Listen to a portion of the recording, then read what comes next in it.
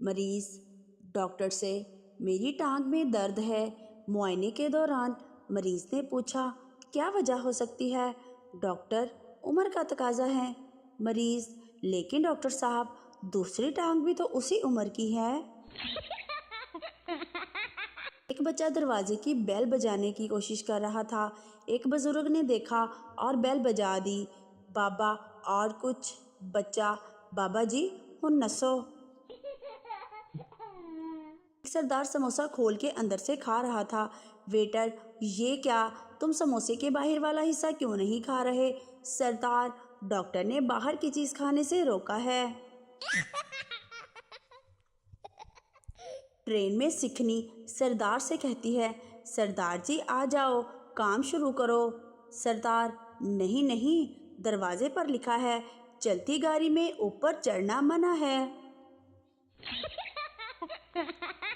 ایک فوجی نے دوسرے کمرے سے اپنی بیوی کو واٹس ایپ پر میسج کیا جانو اگر منا سو گیا ہو تو میں اندر آ جاؤں۔ بیوی کے موبائل سے میسج آیا پاپا امی سو گئی ہیں اور میں امی کے موبائل پہ گیم کھیل رہا ہوں۔ ایک آدمی نے کسی بچے سے پوچھا بھائی منّے ڈاک خانہ کہاں ہے؟ بچہ جی وہ تو ہمارے گھر کے سامنے ہے۔ آدمی اور تمہارا گھر کہاں ہے؟ بچہ بولا جی ڈاک خانے کے سامنے۔ آدمی تنگ آ کر بولا اف بھائی یہ دونوں کہاں ہیں؟ بچہ جی آمنے سامنے۔ نکاح کے بعد دلہا نے مولوی صاحب سے پوچھا آپ کی فیس؟ مولوی صاحب بیوی کی خوبصورتی کے حساب سے دے دو۔ دلہا نے 100 روپے دے دیے۔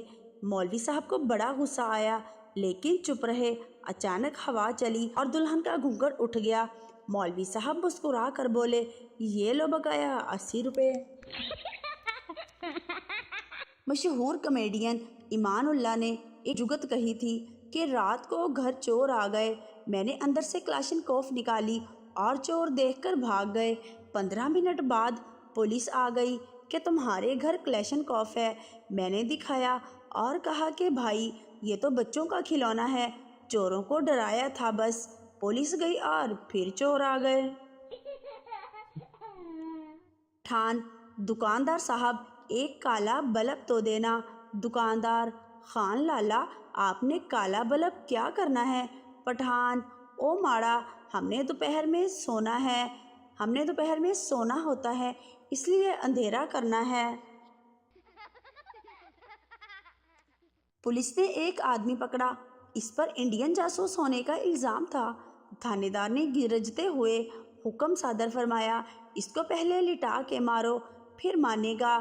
آدمی روتے ہوئے بولا سر میرا یقین کرو میں جاسوس نہیں ہوں، میں مسلمان اور پاکستانی ہوں۔ تھانے دار اچھا پھر ہمیں 6 کلمے سناؤ۔ آدمی نے بڑی روانی سے 6 کلمے سنا دیے۔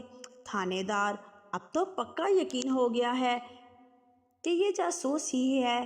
6 کلمے تو کسی بھی پاکستانی کو پورے نہیں آتے، اینو لمحہ پا دیو۔ ایک پٹھان نے لفٹ مانگی، کار رکی تو وہ جلدی سے بیٹھ گیا۔ یہ دیکھ کر حیران رہ گیا کہ ڈرائیونگ سیٹ پر کوئی نہیں ہے اور کار خود چل رہی ہے۔ پٹھان ڈر کے چپ چاپ بیٹھا رہا، آہستہ آہستہ چلتی رہی۔ تھوڑی دیر بعد کار ایک پٹرول پمپ پر رکی تو ایک آدمی ہانپتا ہوا ڈرائیونگ سیٹ پر بیٹھ گیا۔ پٹھان اس سیٹ پر مت بیٹھو، یہاں جن بیٹھا ہوا ہے۔ آدمی بولا او اخروٹ کی شکل والے، میں اس کار کو 2 کلومیٹر سے دھکا لگاتا آ رہا ہوں۔ ایک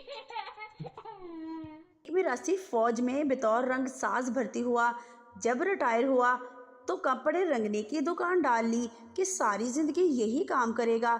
پہلے دن ایک لڑکی محلے سے دوپٹہ رنگوانے آ گئی اور فرمائش کی چچا دوپٹے پر آتشی پنک رنگ کر دو۔ میراثی بولا بیٹا جی دفعہ مارو آتشی پنک رنگ کو، تم خاکی کروا لو اچھا لگے گا۔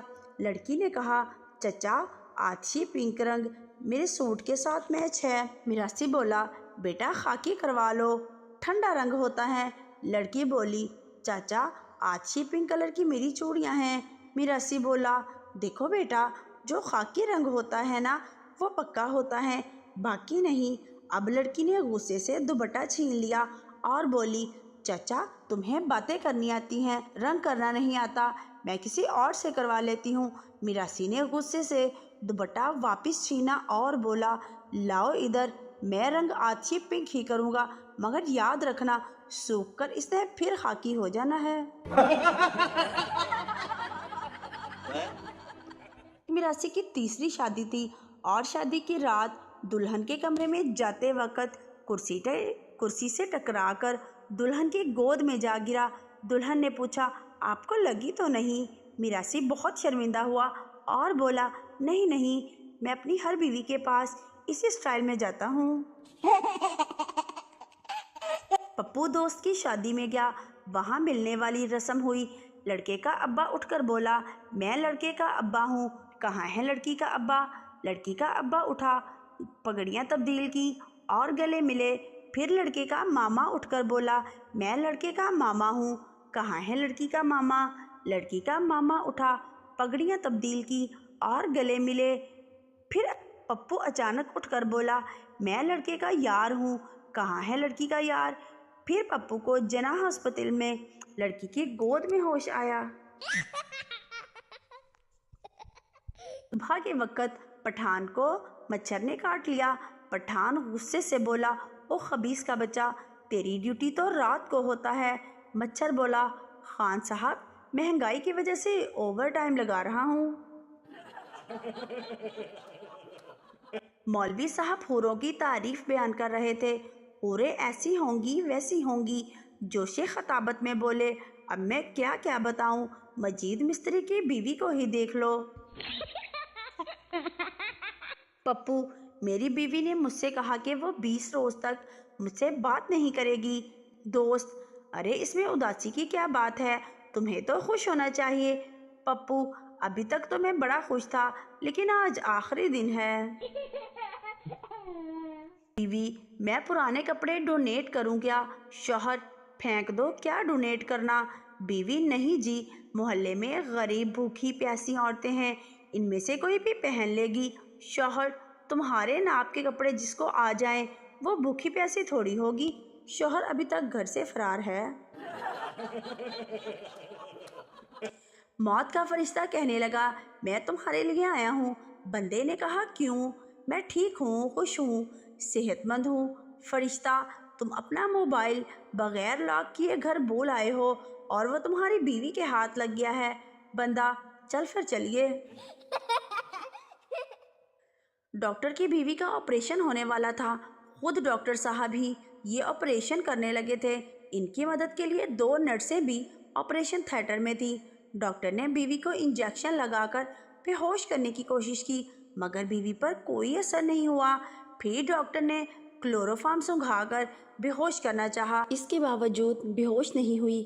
یہ دیکھ کر ڈاکٹر صاحب بہت پریشان ہوئے۔ اپنے شوہر ڈاکٹر کو پریشان ہوتا دیکھ کر بیوی نے کہا، جب تک یہ دونوں چڑیلیں تمہارے ساتھ ہوں گی میں کبھی بے ہوش نہیں ہوں گی۔